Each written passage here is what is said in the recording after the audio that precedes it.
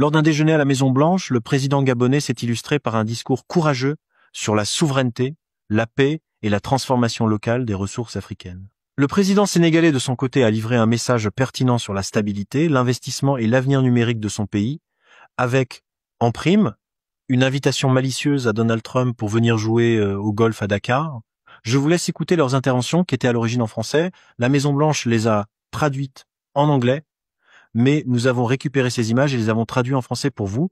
Alors n'hésitez pas à aimer, partager et vous abonner. C'est parti. Could you turn that on? Yeah. This person. There you go. Merci. Et au niveau diplomatique, je salue les succès que vous avez obtenus pour amener l'accord de paix entre la RDC. Je voudrais vous féliciter, Monsieur le Président, pour le succès que vous avez obtenu en concluant un accord de paix entre le Rwanda et la RDC. L'Afrique est un vaste continent qui a de nombreux problèmes, et nous comptons vraiment sur vous pour votre assistance au Soudan, car aucun investissement ne peut être réalisé lorsqu'il y a une guerre. Pour les investissements, il faut la paix. Les autres chefs d'État qui sont ici avec moi représentent des pays en paix, et cela dure depuis un certain temps. Nous avons également des matières premières, des minerais, des terres rares.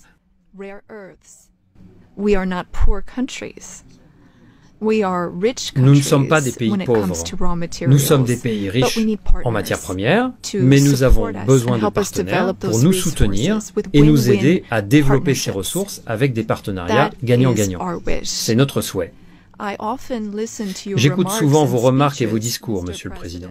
Nous voulons également que nos matières premières soient transformées localement dans notre pays afin que nous puissions créer de la valeur et des emplois pour nos jeunes, pour qu'ils arrêtent de mourir. Nous avons des jeunes qui se noient en mer, dans l'océan, pour aller dans d'autres pays. C'est ce que nous voulons, une transformation locale des matières premières. Le Gabon est un pays riche. Nous avons plus de 2 millions d'habitants et une grande diversité, des matières premières, du pétrole et des réserves de gaz. Et nous aimerions que ces ressources soient exploitées en utilisant un modèle économique adapté. Depuis notre libération, nous avons changé notre façon de faire du commerce. Nous nous sommes concentrés sur la transparence et les appels d'offres pour quiconque souhaite venir investir dans notre pays.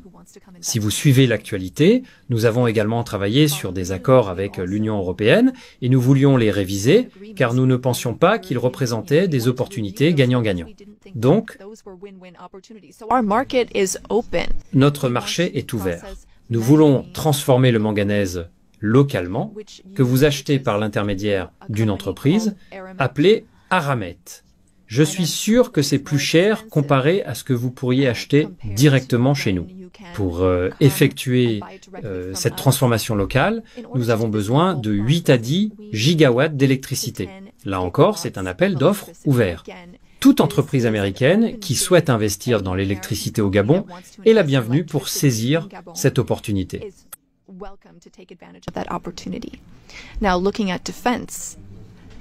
Maintenant, en ce qui concerne la défense, le golfe de Guinée pose problème. Il y a de la piraterie maritime dans cette région et nous voulons travailler ensemble pour la stabiliser.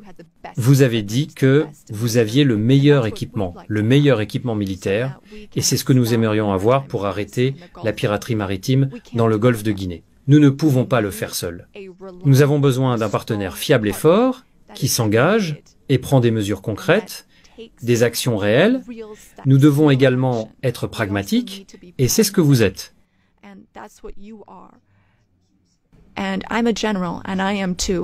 Je suis général et moi aussi je suis pragmatique. J'aime quand les choses avancent rapidement. Vous êtes les bienvenus pour venir investir. Sinon, d'autres pays pourraient venir à votre place. Merci.